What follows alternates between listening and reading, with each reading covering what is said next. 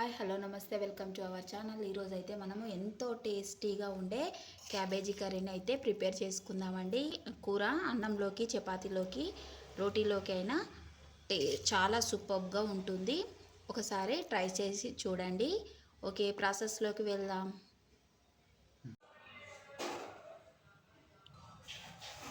Stove on చేసుకొని pan పెట్టేసుకొని oil వేసుకుందామండి.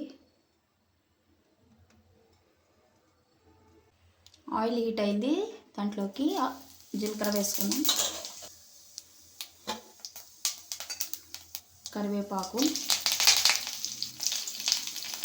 ఉల్లిపాయలు,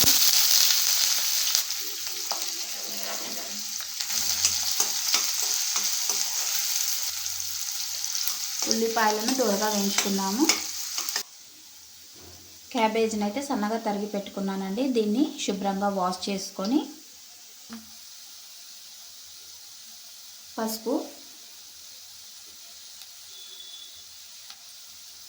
అల్లం వెల్లుల్లి పేస్ట్,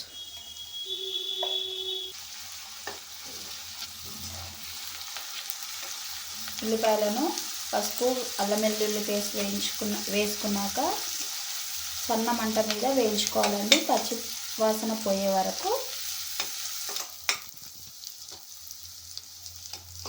ఓకే అండి, వేగింది. ఉల్లిపాయలు అన్నీ ఈవెన్గా వేగాయి. కడిగి పెట్టుకున్న క్యాబేజీని అయితే వాటర్లో నుంచి తీసేసి నీళ్ళు వడగట్టుకొని దీంట్లోకి వేసుకోవాలి. ఓకే అండి, కలుపుకుందాము ఈవెన్గా. క్యాబేజ్ మొత్తం నూనె పట్టేటట్టు కలుపుకొని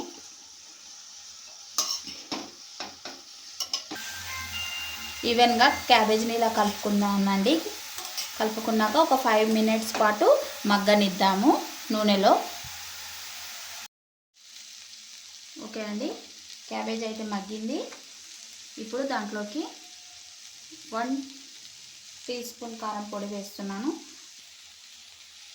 మీరు ఎంత తింటే అంత వేసుకోవచ్చు.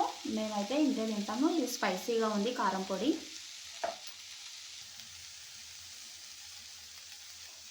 రుచికి తగినంత ఉప్పు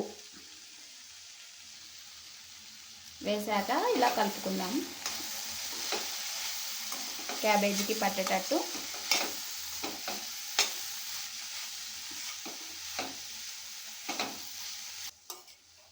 ఓకే అండి, ఇప్పుడు ఉప్పు కారాలు వేసాక మగ్గాయి కదా, దీంట్లోకి నేను టమాటాను వేసుకుంటున్నాను. టమాటా ఆప్షనల్ అండి, మీ ఇష్టం ఉంటే వేసుకోవచ్చు, లేకపోతే లేదు. నేను చాలా రోజులైంది ఇలా తినలేదు కాబట్టి వేసుకుంటున్నాను. చాలా టేస్టీగా కూడా ఉంటుంది.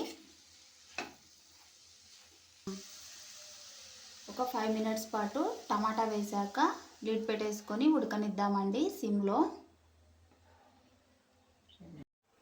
ఓకే అండి, 5 మినిట్స్ అయ్యింది. ఒకసారి కర్రీని కలుపుకుందాము. ఓకే అయ్యిందండి.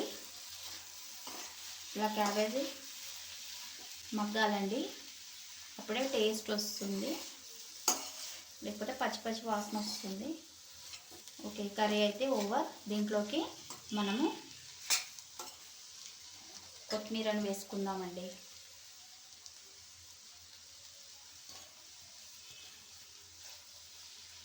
ఇలా చేసుకుంటే రైస్లోకి, చపాతీలోకి, రొట్టెలోకైనా సూపర్ టేస్టీగా ఉంటుందండి. ఒకసారి ట్రై చేసి చూడండి.